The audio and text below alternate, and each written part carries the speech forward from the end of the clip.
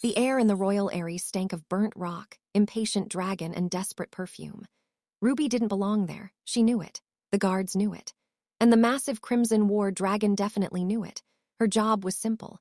Fix the loose cinch buckle on the Alpha King's ceremonial saddle, then disappear before the choosing began. Just another shadow. Another pair of invisible hands. But when the buckle pins slipped and blood welled on her lip, Scald smelled it. He turned his molten gold eyes straight to her hiding place. And in that instant, everything changed. Scald had chosen his rider. Let's begin. The air in the royal aerie stank of three things: burnt rock, impatient dragon, and desperate perfume. Ruby didn't belong there. She knew it with the same certainty she knew the exact number of steps between the lower hay stores and the water trough, 43. The guards at the base of the volcanic stairway knew it too. They had sneered at her patched leather tunic and the bucket of grease swinging from her calloused hand, only letting her pass because they recognized the sigil of the head groom burned into her wooden pass stick. And from the way the massive crimson beast on the platform was snorting embers at the line of noble ladies, the war dragon definitely knew it. Ruby's life in the royal keep was governed by simple, unbreakable rules. Scrub the limestone floors of the lower stables until they gleamed like wet bone. Polish the brass fittings on the spare harnesses until she could see her own tired reflection. And above all else, stay out of sight. She was the shadow that kept the gears turning, the unseen hand that ensured the great war machine of the kingdom didn't grind to a halt due to a rusty buckle or a loose scale. But fate, as it often does, wore the face of an overworked superior. Cicely, the head groom, had grabbed her by the scruff of her tunic an hour before the sun reached its zenith. Ernest is down with the sweating sickness, Cicely had rasped, her hands rough as pumice and twice as dry. She shoved a heavy iron pin and a mallet into Ruby's chest. And Madeline slipped on the wet stone near the sluice gates this morning and twisted her ankle something fierce. You're the only one left with hands small enough to reset the main cinch buckle on the Alpha's ceremonial saddle without pinching the grain of the leather. Get up there, fix it, and get out before they start the choosing. You hear me? Before, do not let Aldous see you. The Chamberlain hates anything that breathes air he thinks belongs to him. Ruby had nodded mutely. She was good at nodding. She was good at fixing things. She was not good at being invisible when the entire court was gathered. She had snuck onto the high platform using the groom's tunnel, a claustrophobic shaft of volcanic rock that opened behind the massive obsidian pillar nearest the dragon's tail. The saddle was a masterpiece of intimidation. Black leather burnished to a dark cherry sheen, studded with iron rivets shaped like snarling wolf heads. And there, right on the girth strap, was the problem.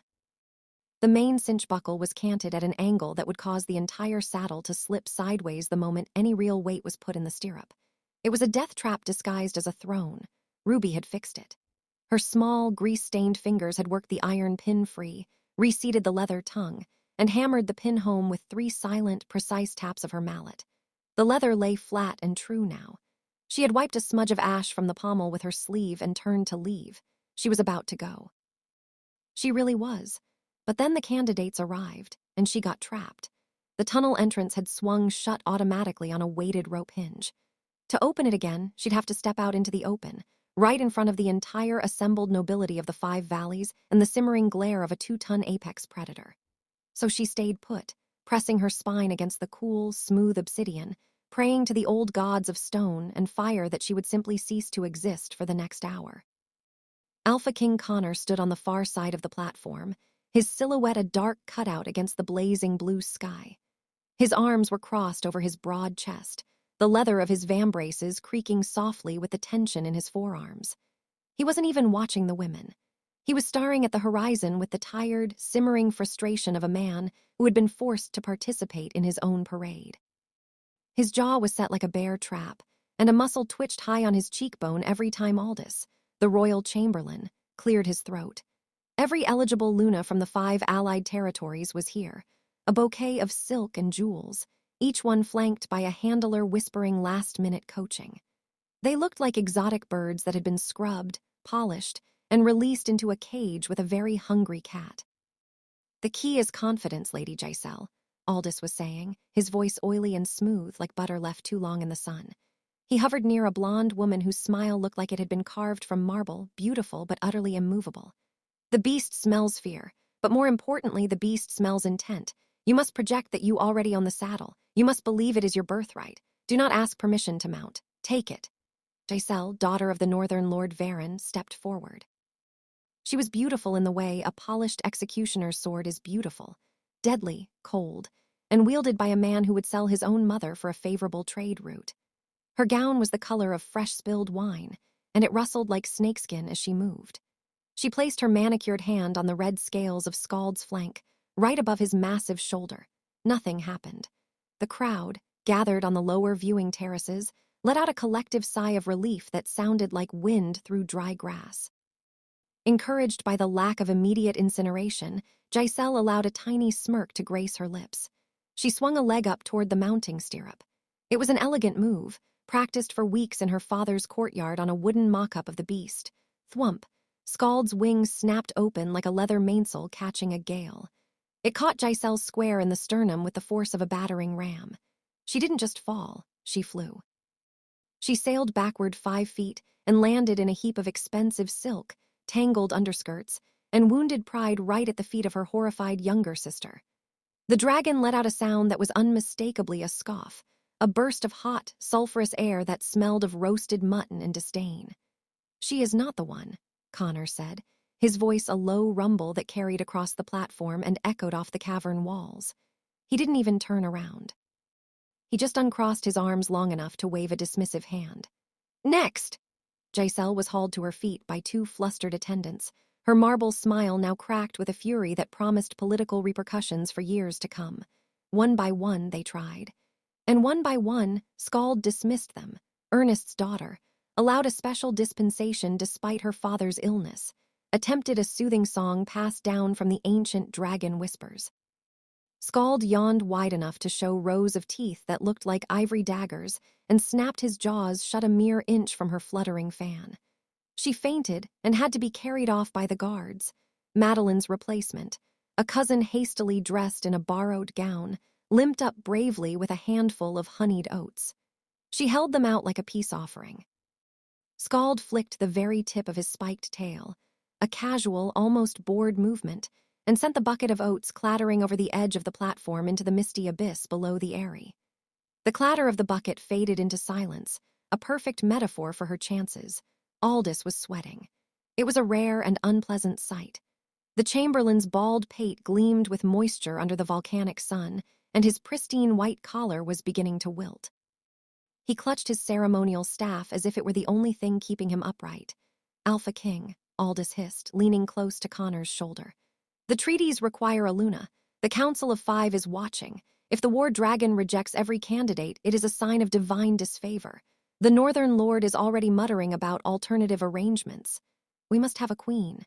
"The dragon insists more," Connor replied, his voice tight as a bowstring. He finally turned his head, his eyes, the same molten gold as the beast's, a trait of the royal bloodline boring into Aldous. "Scald has carried me through 3 wars. He's the only reason the Frost clans haven't turned the Southern Valley into a graveyard and salted the earth with our children's bones. He is my bondmate. If he says no, I say no.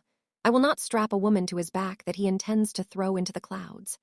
The final candidate stood shivering in the center of the platform.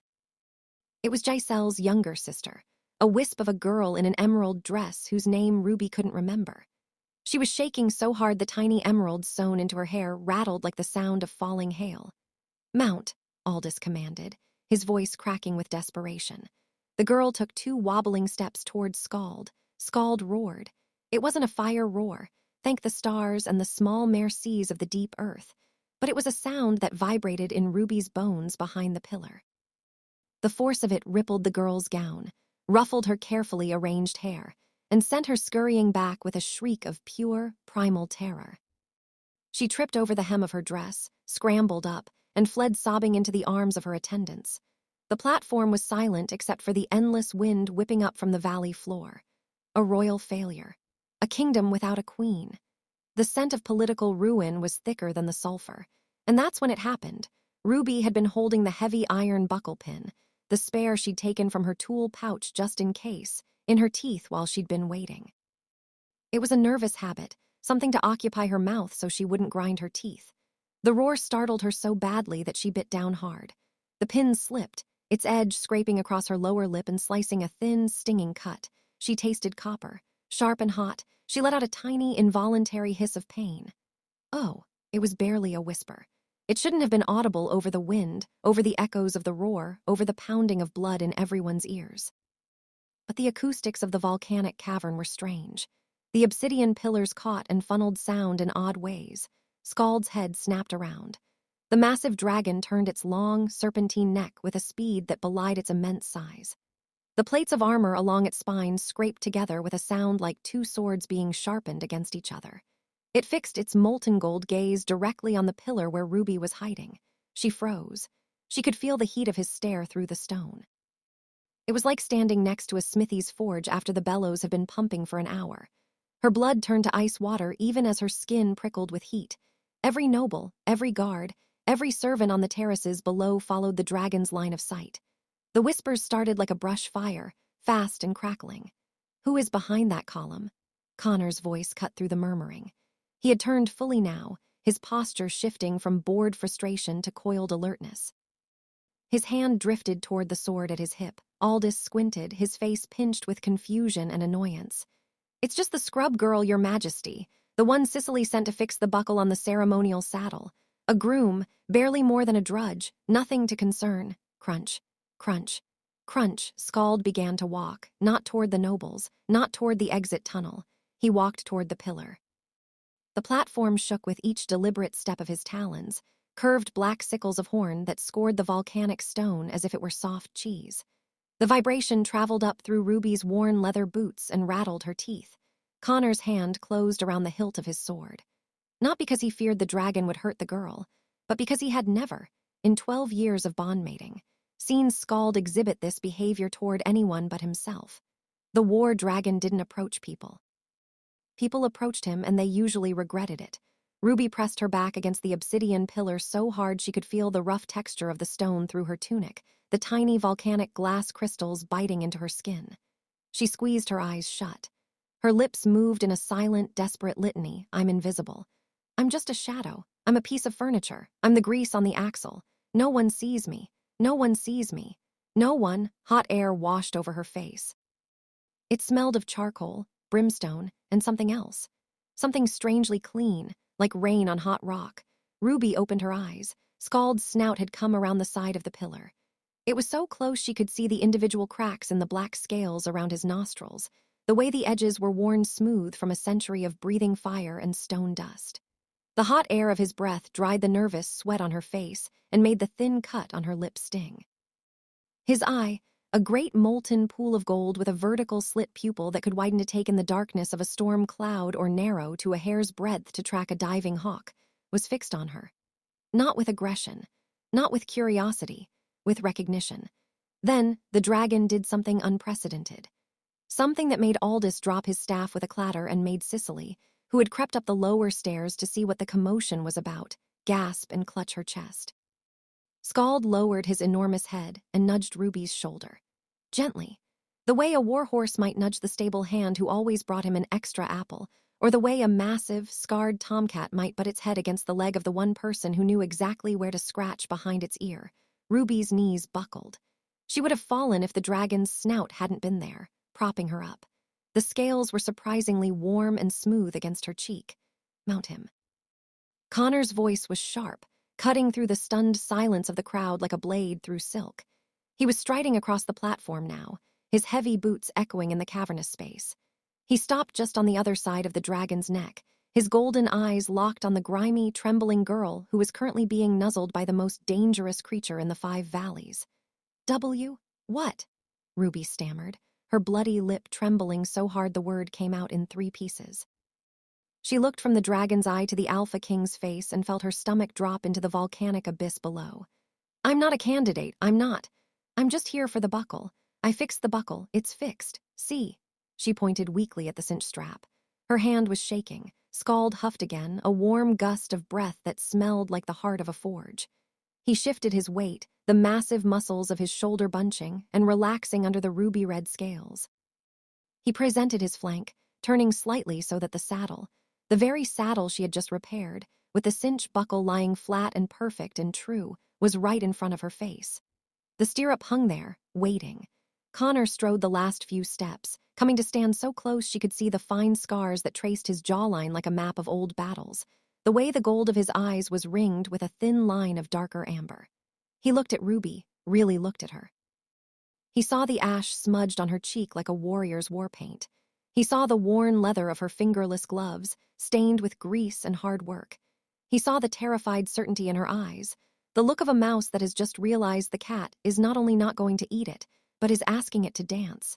And then he looked at the dragon waiting beside her with the patience of stone. "He is a war dragon," Connor said, his voice quieter now, almost reverent. The commanding bark was gone, replaced by something that sounded like awe. "In 12 years, I have never seen him lower his head to anyone but me. He has thrown every lady of noble blood in the 5 valleys. He has rejected perfumed hair and silk gowns and political pedigrees that stretch back 300 years. He has been waiting, Ruby who fixes buckles." He reached out, and for a terrifying moment, Ruby thought he was going to grab her and throw her onto the saddle himself. Instead, he took the edge of his sleeve and with a surprisingly gentle motion wiped the smear of blood from her cut lip. The gesture was so unexpectedly tender that Ruby forgot how to breathe. "For a queen," Connor continued, his voice dropping to a murmur meant only for her ears and the dragon's keen hearing. "For the woman he has already chosen to carry." Implication hung in the air, heavy and impossible. Ruby's knees were water. Her heart was a war drum. Her mind was a screaming void of pure, unadulterated panic. But the dragon nudged her again, impatient. A low rumble started deep in his chest, not a growl of warning, but a sound that vibrated up through her bones and made her teeth hum. A purr. A massive, tectonic purr that made the whole volcanic platform feel like it was humming a lullaby, swallowing the metallic taste of blood and fear in her mouth. Ruby reached up with a hand that felt like it belonged to someone else entirely. Her grease-stained fingers closed around the cold iron of the pommel on the Alpha King's saddle. The leather was warm from the dragon's body heat. The wolf head rivets seemed to gleam at her, not with menace, but with invitation. She put her foot in the stirrup. Scald did not move to throw her. He lowered his shoulders slightly, like a gentleman offering a lady his arm to step up into a carriage. His purring intensified, a deep, resonant thrum that made the pebbles on the platform dance. And behind them, unnoticed by the gaping nobility and the slack-jawed chamberlain, Cicely, the old head groom with hands like pumice and a heart that remembered the old prophecies whispered in the stables late at night, smiled a secret, knowing smile. Because she'd always known that limestone floors and brass polish were no place for a girl with hands steady enough to fix a war king's buckles and a spirit quiet enough to be heard by a dragon's heart. Ruby's foot slipped off the stirrup the first time. Her hands were slick with cold sweat despite the volcanic heat radiating from Scald's scales. The second time, she gripped the pommel so hard the wolf head rivets bit into her palm and pulled. She swung up into the saddle like a sack of grain, ungraceful, awkward, and utterly without the elegant poise of the noblewomen who had failed before her. Her worn leather boots found the stirrups. Her thighs settled against the warm, smooth leather. The saddle she had repaired held perfectly. The world went silent. Scald's purring stopped. The wind seemed to pause. Even the ever-present rumble of the volcano beneath their feet quieted, as if the mountain itself was holding its breath. And then Scald moved. He didn't launch into the sky. He didn't throw her. He simply shifted his weight, testing the feel of her in the saddle, the way a dancer tests a new partner. His massive head turned, that molten gold eye fixing on her face. Ruby felt something brush against the edges of her mind. Not words, not thoughts, but a feeling. Warm, curious, approving. Connor stood frozen, his hand still raised from where he had wiped the blood from her lip. His golden eyes were wide, the mask of the bored, frustrated king completely shattered. He looked like a man who had spent 12 years thinking he understood the rules of the world, only to watch those rules be rewritten by a trembling, stable girl with a cut lip. Aldous found his voice first. It was a strangled, outraged squawk. "This is preposterous." The chamberlain snatched his fallen staff from the ground and pointed it at Ruby as if she were a rat that had wandered onto the dinner table. "She is a groom. She has no bloodline, no title. No," Scald disagrees. Connor's voice was quiet, but it cut through Aldous' protests like a hot knife through tallow.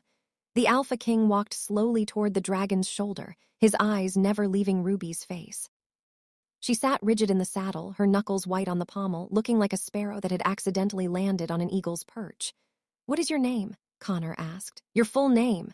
"Ruby." Her voice came out as a croak. She swallowed hard, tasting copper and ash. "Just Ruby. I don't have a house name. I was found near the southern sluice gates as a baby. Cicely raised me in the stables."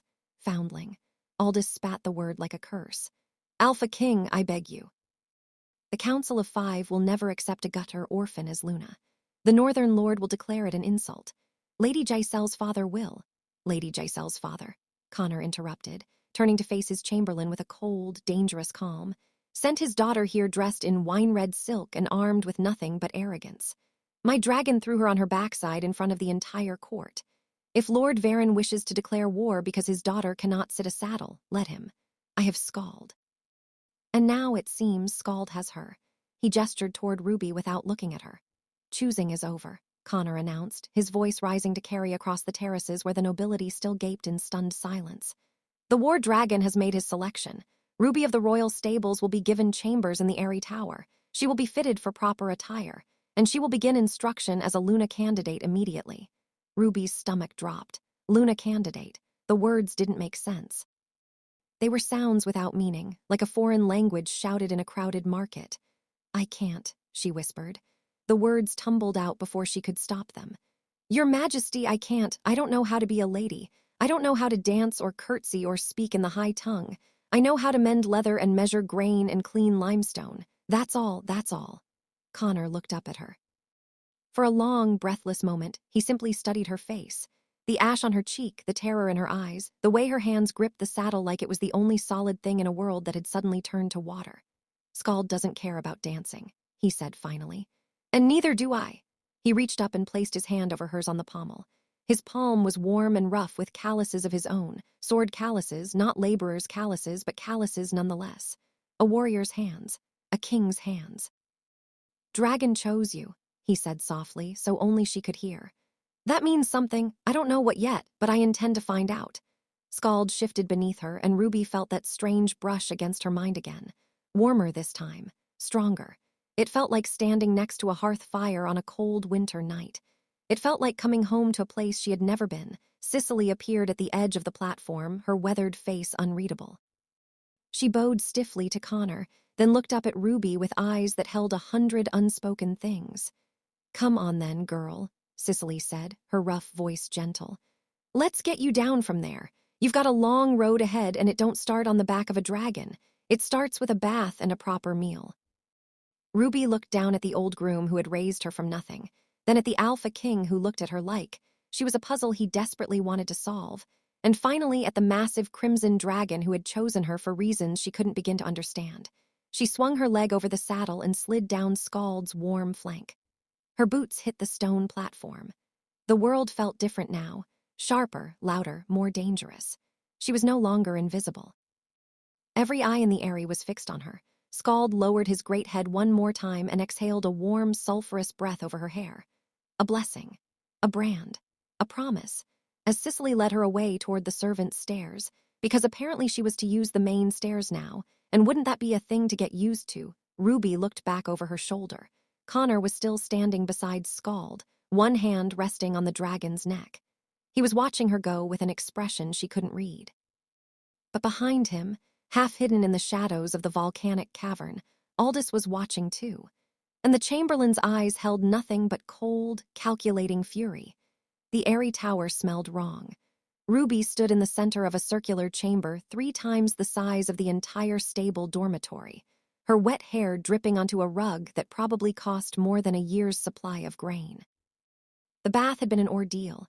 Attendants had descended upon her like crows on carrion, scrubbing away years of stable grime with rose-scented soap and rough cloths.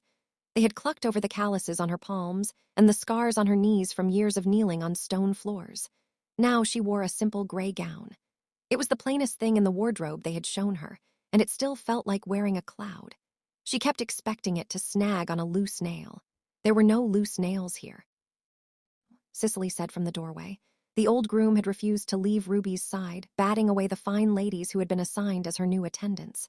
"You look almost human." Feel like a horse dressed up for a parade, Ruby muttered, tugging at the unfamiliar neckline. This is wrong, Cicely, all of this. I should be mucking out the lower stalls right now. Ernest's replacement doesn't know to watch for Scald's left talon. He favors it when he sleeps. If the bedding isn't piled right, he gets stiff. Cicely's weathered face softened. She crossed the room and took Ruby's hands in her own rough, familiar grip. Listen to me, girl. I found you 15 years ago, wrapped in a grain sack near the sluice gates. You were small as a skinned rabbit and twice as quiet. I thought you'd be dead by morning. Her grip tightened. You survived. You thrived. You learned every corner of those stables, and you did it without complaining, without asking for more than you were given. I was happy, Ruby whispered. I was. You were safe. There's a difference. Cicely released her hands and stepped back. The dragon chose you. I don't know why, and I don't pretend to understand the minds of those great beasts, but Scald doesn't make mistakes. He didn't choose Lady Giselle with her perfect bloodline and her father's armies. He chose the girl who fixed his saddle. A knock at the door made them both turn. Ernest, pale and still recovering from the sweating sickness but determined to see for himself, poked his head in. His eyes widened when he saw Ruby in the gray gown. Stars above, he wheezed. It's true, the whole keep is buzzing like a kicked hive. They're saying you sat Scald like you were born to it. Sat him like a sack of potatoes, Ruby corrected. Ernest grinned weakly. Sacks of potatoes don't usually survive contact with that beast. Lady Giselle is demanding her father send riders. Madeline's cousin is claiming the dragon was bewitched. And Aldous. His grin faded. Aldous is in the council chamber with the Alpha King right now, Ernest continued, lowering his voice. I passed by on my way here.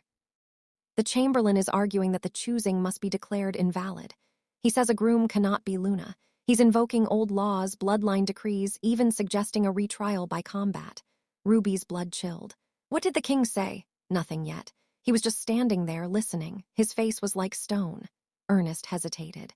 But Lady Giselle was there too. She's offered a compromise. What compromise? Cicely demanded. Ernest looked at Ruby with something like pity. She says if the groom can prove she truly has the dragon's favor, she should demonstrate it. In public, at the Festival of Flames. Festival of Flames. Ruby knew it well. Every year on the longest night of summer, the kingdom celebrated the bond between the Alpha King and Scald. There was feasting, music, and a ceremonial flight where the king and dragon soared over the 5 valleys while the people cheered. Demonstrate it how? Ruby asked, though she already knew the answer. They want you to fly him, Ernest said quietly. In front of everyone, without the king. Room fell silent.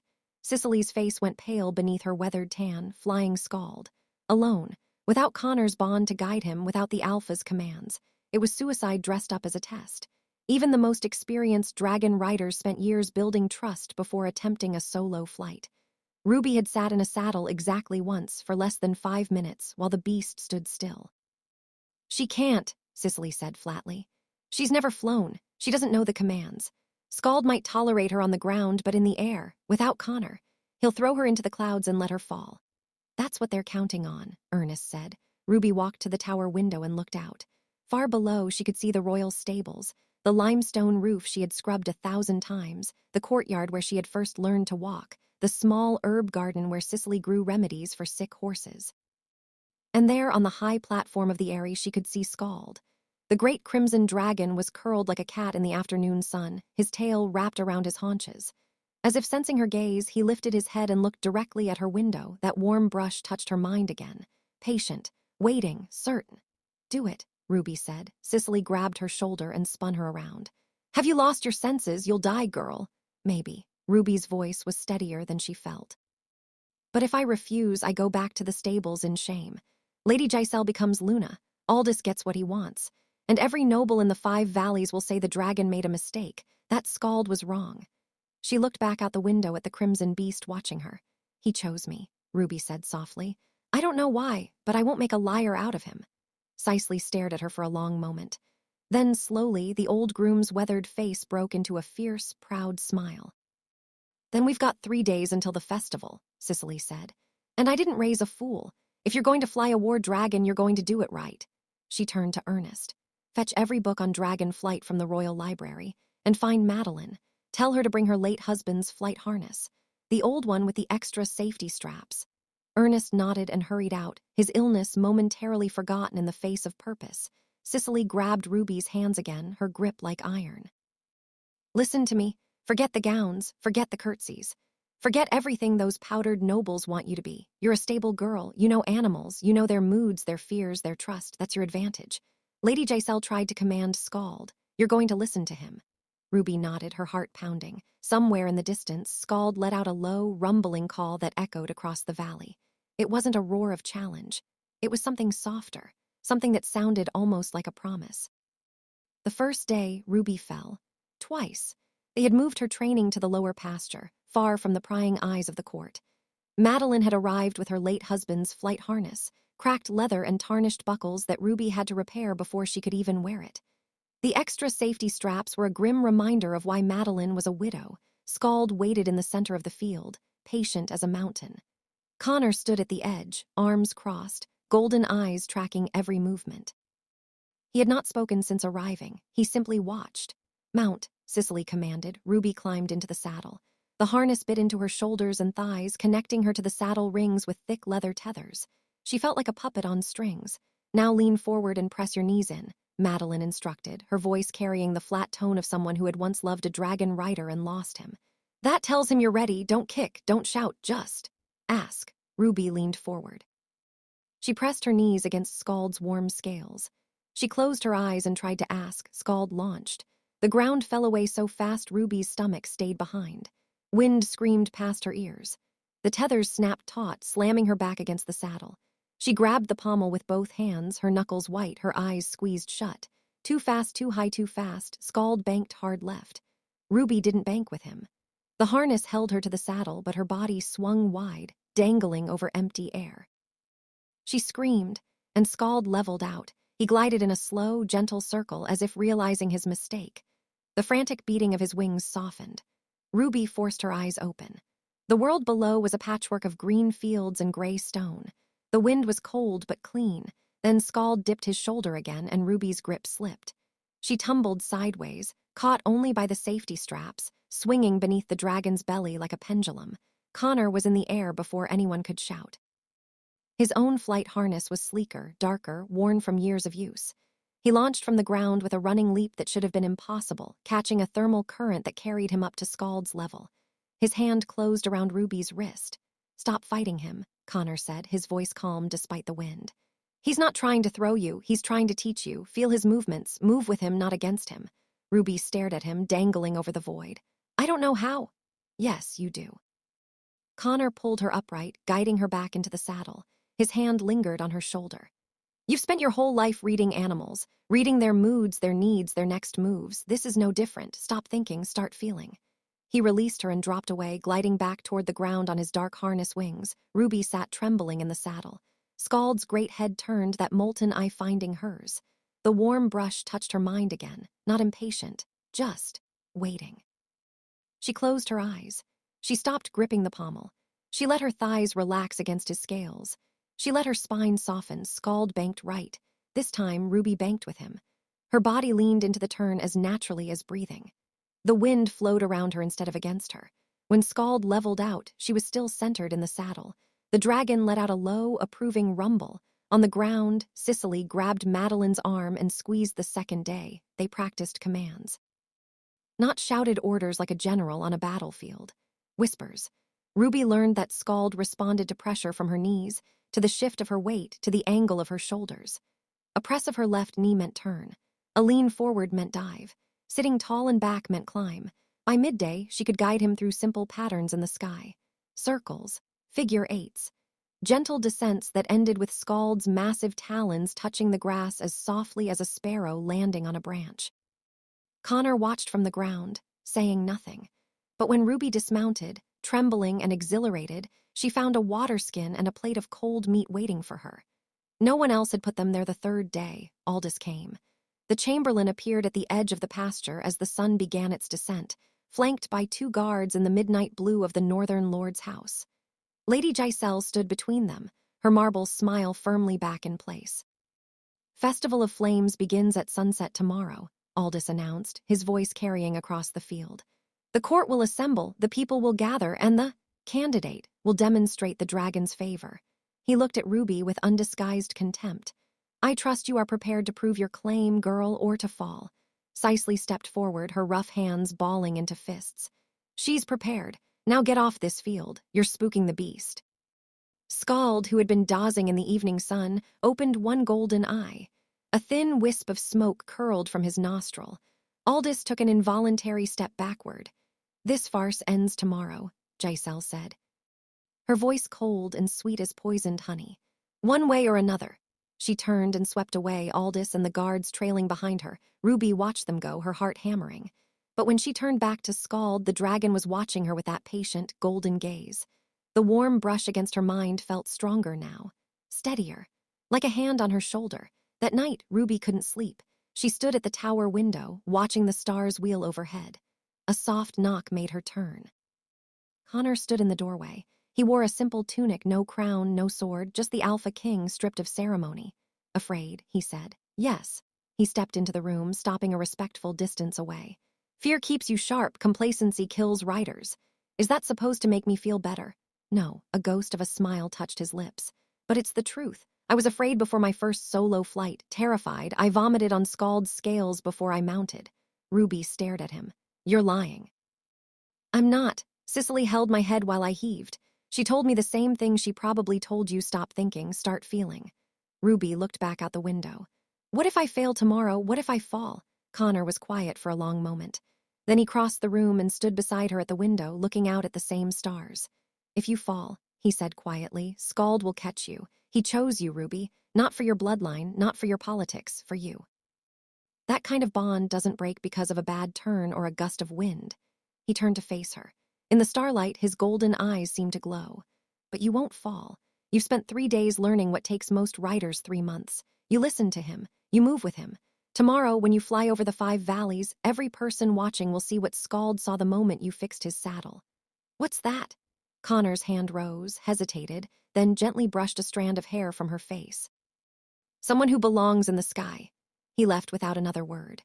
Ruby stood frozen, her cheek still warm where his fingers had grazed her skin. Far below, Scald lifted his great head and looked up at her window. The warm brush in her mind felt like a hearth fire now. Steady. Certain. Home. Tomorrow she would fly or fall.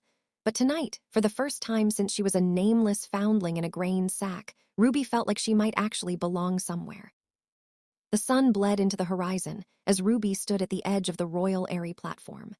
Thousands of torches blazed across the volcanic caldera, transforming the mountain into a burning crown. The people of the 5 valleys had gathered in unprecedented numbers, their murmuring voices a constant tide against the stone. 4 days ago, she had hidden behind this very pillar. Now she wore a flight harness and faced the sky. Cicely's rough hands checked every buckle with fierce precision. You were the size of my 2 hands, the old groom muttered. Wrapped in a grain sack, I won't watch you die tonight. Come back, Ruby promised. Madeline pressed wax earplugs into her palm, her dead husband's. Ernest reported the stable hands had bet everything on her. Then the trumpets sounded, the royal procession entered. Aldous in midnight blue, Lord Varen's colors. The Council of 5. Lady Giselle in crimson that matched Scald's scales, her marble smile glittering with malice. Connor came last. No crown, just black leather and a great sword. His golden eyes found Ruby's and held. People of the 5 valleys, he called. My dragon rejected every noble candidate. He chose a girl who fixed his saddle. Tonight she flies. If she returns, she is Luna. If she falls, the choosing is void. The dragon decides, always. Ruby walked past Giselle's whispered venom, past Lord Varen's cold stare, past Aldous' contempt.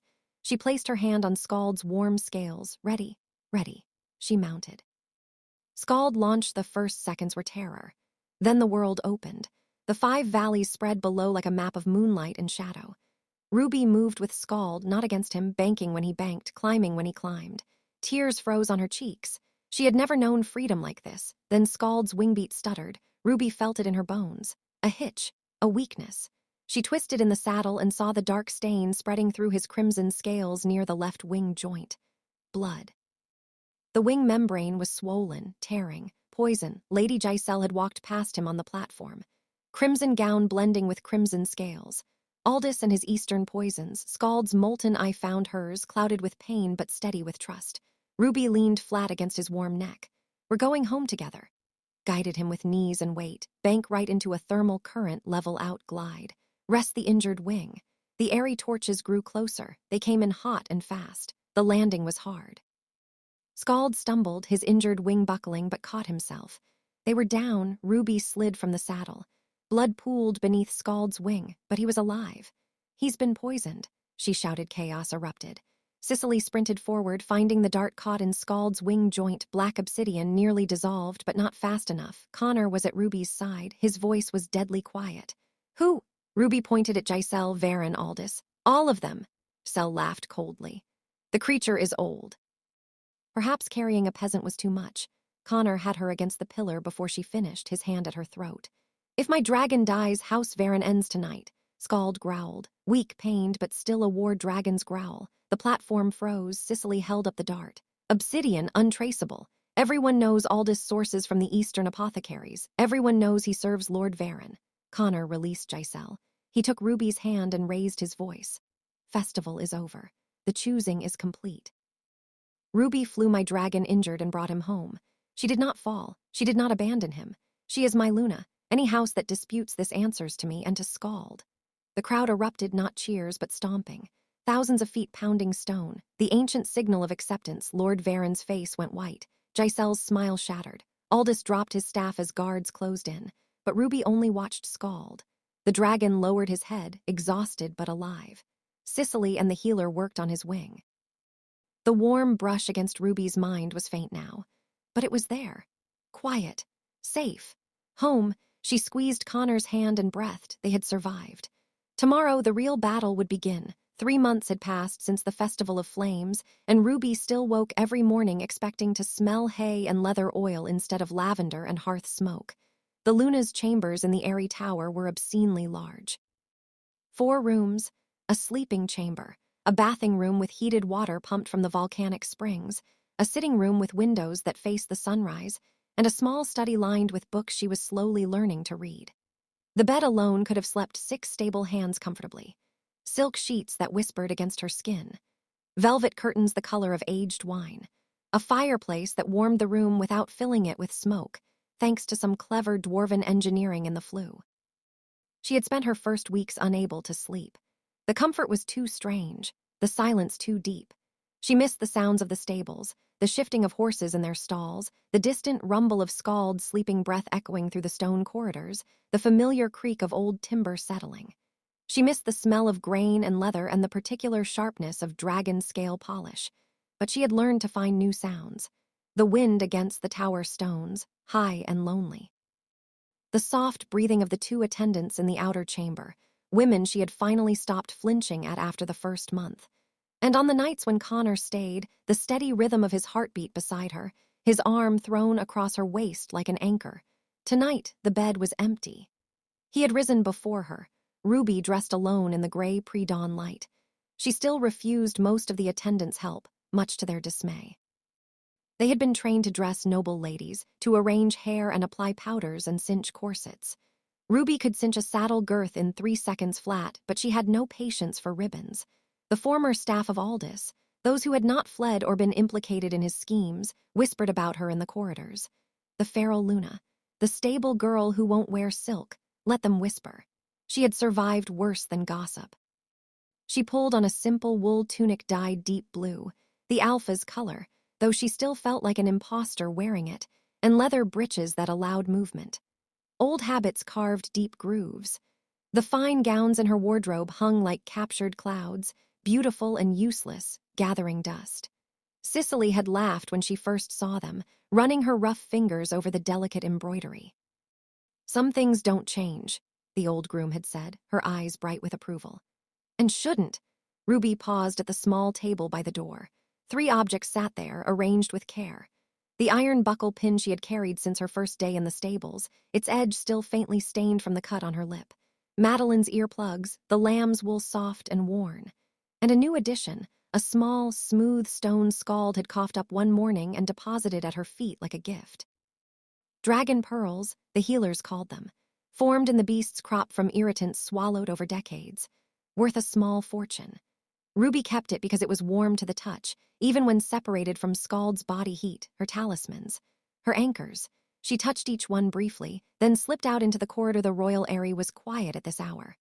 The torches along the walls had burned low, their flames guttering in the pre-dawn breeze that swept through the open archways.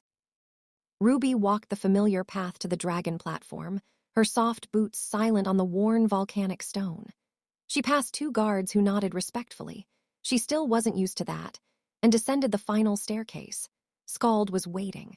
The great crimson dragon lay curled at the edge of the platform, his massive head resting on his crossed talons. The scar on his left wing joint had healed clean, thanks to Cicely's relentless care and the ancient healer's remedies. A silver line remained, cutting through the crimson scales like lightning frozen in stone. A reminder of poison and politics and how close they had come to falling. His molten eye opened as Ruby approached.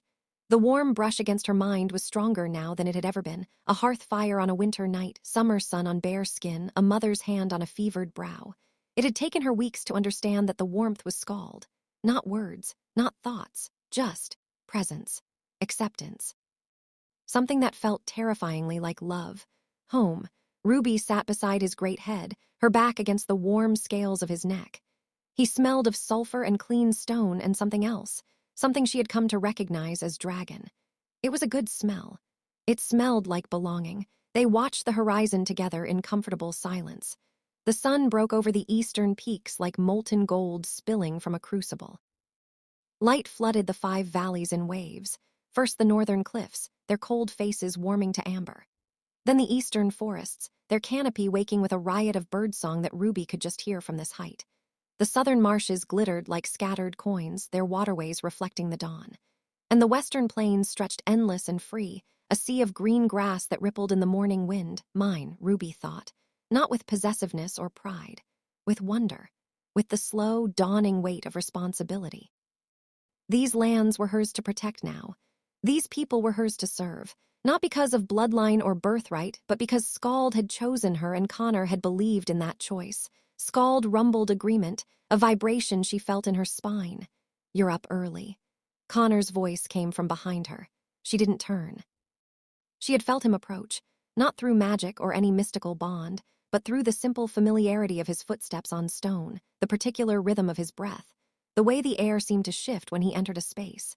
He sat beside her, close enough that their shoulders touched. He wore no crown. He never did, except for formal ceremonies that made him scowl for hours afterward. Just a simple gray tunic, his golden eyes soft in the morning light, his dark hair still tousled from sleep. "Couldn't sleep," Ruby admitted. "Too much in my head." "That doesn't go away." Connor's voice was gentle, stripped of the command he wore like armor in public. "The weight of it, the wondering if you're enough. I've worn this crown for 12 years and I still wake up some nights convinced I'm failing everyone, that I've made the wrong choice, that the next dawn will bring a war I can't win." He paused, his gaze fixed on the horizon. "My father used to say that a king who stops doubting himself is a king who has stopped paying attention. Doubt keeps you sharp. Complacency kills kingdoms." Ruby turned to look at him fully.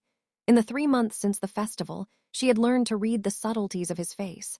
The tightness around his eyes that meant political tension, the slight curl of his lip that meant he was suppressing a laugh, the way his jaw set when he was about to deliver bad news. This morning, he looked tired. Not the exhaustion of a sleepless night, but something deeper, the bone weariness of a man who had been fighting alone for too long. "Do you regret it?" she asked quietly. "Choosing me?" Connor was silent for a long moment. When he spoke, his voice was rough. "After my father died, the Council of 5 tried to marry me off to a northern princess. She was beautiful, educated, perfectly bred for the role. She arrived with a retinue of 100 servants and 12 wagons of dowry. She lasted 3 days. A ghost of dark humor touched his face. Skald wouldn't let her near the platform, wouldn't even look at her. The council was furious. Aldous. He stopped, the name still bitter on his tongue. Aldous said I should force the bond, that the dragon would accept her eventually if I commanded it. Ruby's hand found his. "You didn't." Connor turned his palm up, lacing his fingers through hers. "I told them I would rather rule alone than break my bondmate's trust. They called me a fool, a weak king." Lord Varen nearly convinced the council to invoke the succession clause. If I couldn't produce a Luna, they argued, perhaps I couldn't produce an heir. Perhaps the bloodline should be reconsidered. Ruby's grip tightened. She had known the politics were vicious. She hadn't known they had tried to remove him entirely. "I spent years watching noblewomen parade across this platform," Connor continued. "Dozens of them, each one more polished than the last. They wanted my crown, my power, my dragon. They wanted to be queen, not Luna. There's a difference. A Luna fights beside her alpha. A Luna carries the weight of the kingdom on her shoulders, not just on her head. He lifted their joined hands and pressed them to his chest, over his heart. Ruby felt its steady beat beneath her palm. You fixed his saddle. You didn't know anyone was watching. You just saw something broken and you fixed it. Then you flew him injured through the dark, guided him home with nothing but your knees and your instincts. You didn't fall. You didn't abandon him. You didn't abandon me. His voice cracked just slightly. I didn't know I was waiting for you, Ruby. But I was, every year, every failed choosing, every political scheme. I was waiting for the woman Scald would finally accept. And when he nudged you behind that pillar, I looked at your face, terrified, bloody-lipped, covered in ash, and I thought, there she is. Ruby's throat tightened until she could barely breathe. She had spent 15 years believing she was no one. A foundling wrapped in a grain sack, a shadow that scrubbed floors and mended leather, a pair of useful hands attached to a girl no one saw. She had never imagined being seen, being wanted, being loved. When you flew over the valleys that night, Connor said softly, I watched you disappear into the dark and I realized something. If you fell, I would burn the 5 valleys to the ground to find who caused it. That's not a king's thought. That's a man's thought. A man who had just found something he didn't know he needed. Ruby leaned forward and kissed him. It was not a gentle kiss. It was fierce and certain, the kiss of a woman who had survived poison and politics and a flight through the dark, who had been invisible her whole life and was finally seen. Her hands fisted in his tunic. Connor's hand came up to cup her face, his thumb brushing the faint scar on her lower lip, the cut from the buckle pin, healed now but permanent, and he kissed her back like she was the only solid thing in a world of shifting shadows. When they broke apart, Scald let out a low, rumbling purr. The sound vibrated through the stone beneath them and up into their bones. I think he approves, Ruby whispered against Connor's lips. He's been insufferably smug since the day he nudged you, Connor said dryly, though his eyes were bright. Won't let me near the saddle without checking if you're coming too. Knocked me on my backside last week when I tried to fly solo to the eastern border. Ruby laughed. The sound echoed across the platform and out over the valley, bright and free. He did not. Absolutely did. Cicely watched the whole thing. She laughed so hard she had to sit down. Ruby could picture it perfectly. Connor sprawled on the stone, indignant and dusty, while Scald loomed over him with that smug gleam in his molten eye. The image was so absurd. So normal that she laughed again, harder this time. Tears pricked at the corners of her eyes. This was her life now. This impossible, wonderful, terrifying life the sun was fully up, bathing the 5 valleys in gold. Ruby could hear the stir of life below, the stable hands beginning their morning rounds, their voices carrying up from the lower courtyards. The kitchen fires being lit, thin trails of smoke rising from the chimneys. The guards changing shifts, their boots rhythmic on the walls. The distant clang of the blacksmith's hammer, her people. Her home. Cicely appeared at the edge of the platform, her weathered face creased with a knowing smile that suggested she had been watching for some time and waiting for the right moment to interrupt. Knew I'd find you here, she said, her rough voice warm. Ernest is looking for you, Ruby. Something about the new batch of saddle leather from the southern tanners. Says it's too stiff, won't take the oil properly. He wants your opinion before he rejects the whole shipment. Ruby stood, brushing stone dust from her breeches. Tell him I'll be down after breakfast. Cicely nodded, but she didn't leave. Her sharp eyes moved from Ruby to Connor to Scald, and her smile deepened into something softer, almost maternal. 15 years, she said quietly. 15 years since I found you in that grain sack near the sluice gates. You were so small I could hold you in 2 hands, blue with cold. I thought you were dead until you opened your eyes and looked at me. Ruby's heart clenched. Cicely rarely spoke of that night. I took you to the stables because it was warm, the old groom continued. I thought I'd keep you alive through the winter, then find you a place in the village. But you kept surviving, kept growing, kept watching everything with those big, quiet eyes. By the time you were 5, you could name every horse in the stalls by their hoofbeats. By 10, you could mend leather better than Ernest. By 15, she trailed off, her voice rough. By 15, you were the heart of those stables, and you didn't even know it. The other hands looked to you. The animals trusted you. Even Scald watched you when you weren't looking. I saw it. I always saw it. Ruby crossed to the old groom and pulled her into a fierce embrace. Cicely smelled of hay and leather oil and the particular sharpness of dragon scale polish. The smell of home. the smell of the woman who had chosen to save a dying foundling when no one else would. "I'm still the girl who fixes buckles," Ruby whispered into Cicely's gray hair. "That won't change, no matter how many silk gowns they hang in my wardrobe." Cicely's rough hands gripped her back just as fiercely. "Good, don't you dare let it. A Luna who forgets where she came from is a Luna who loses herself. I've seen it happen to nobles born in palaces. It'll happen faster to you if you're not careful." She pulled away, wiping her eyes with the back of her hand in a brusque, businesslike motion. "Now. Breakfast, then leather. Then you've got a meeting with the Western Trade Lord's representative at midday. Something about grain shipments, and don't think I don't know you've been skipping your reading lessons." Ruby winced. "The tutor smells like old cheese. The tutor is the finest scholar in the 5 Valleys, and he smells like aged cheese. There's a difference." Cicely's eyes glinted with humor. "Go on, then. Your alpha's probably hungry too, though he's too polite to say so." She shuffled off toward the stables, her uneven gait, the result of a horse kick 20 years ago, familiar and beloved. Connor came to stand beside Ruby, his shoulder brushing hers. "She's terrifying." "Raised me. That explains a great deal." Ruby elbowed him in the ribs. He grunted, but he was smiling. They didn't go to breakfast immediately. Scald rose behind them, his great wings stretching wide. The morning light caught the crimson membranes, turning them to living flame. The scar on his left wing joint gleamed silver. He shook himself like a massive dog, then fixed Ruby with that molten eye. The warm brush against her mind carried a single, clear feeling. "Fly," Ruby looked at Connor. He raised an eyebrow, the invitation clear. She swung up into the saddle in a single fluid motion, a far cry from the awkward scramble of her first mount. The leather was warm from Scald's body heat. The cinch buckle she had repaired 3 months ago held firm and true, the leather molded perfectly to the dragon's girth.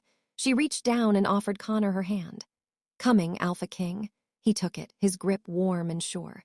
He swung up behind her with the ease of long practice, his arms wrapping around her waist. His chest was solid against her back. She could feel his heartbeat, steady and strong. Scald launched. The platform fell away. The 5 valleys spread beneath them, golden and green and endless, stitched together by the silver ribbon of the great river. The wind sang past Ruby's ears, but she no longer needed Madeline's earplugs. She had learned to hear herself in the roar. She had learned to trust her own instincts, her own balance, her own connection to the beast beneath her. She leaned into the turn as Scald banked toward the rising sun. Connor's arms tightened around her. The dragon's purr vibrated through her bones, through the saddle, through the very air. Below, she could see the stables, small from this height but unmistakable. The limestone roof she had scrubbed 1,000 times. The courtyard where she had first learned to walk. The small herb garden where Cicely grew remedies for sick horses. The lower pasture where she had trained for 3 desperate days, falling and rising and falling again until she learned to fly. Home, she thought, all of it. Home. Scald caught a thermal current and rose higher. The air thinned and cooled. The world became abstract, patterns of light and shadow, the curve of the horizon, the distant gleam of the northern peaks. And Ruby felt that familiar, impossible feeling rise in her chest. Freedom. She was no longer a foundling, no longer a shadow, no longer invisible. She was no longer the girl who fixed buckles and hoped no one noticed her. She was Ruby of the royal stables, Luna of the 5 valleys, rider of the war dragon, beloved of the Alpha King, and she was exactly where she belonged. Scald roared, not a challenge, not a warning, but a cry of pure, savage joy that echoed across the valleys and up into the endless sky. Ruby threw her head back and laughed, the sound swallowed by the wind. Behind her, Connor pressed a kiss to her hair and held on. If you enjoy reading this story, please like, share, comment, and subscribe to this channel. Thanks for reading.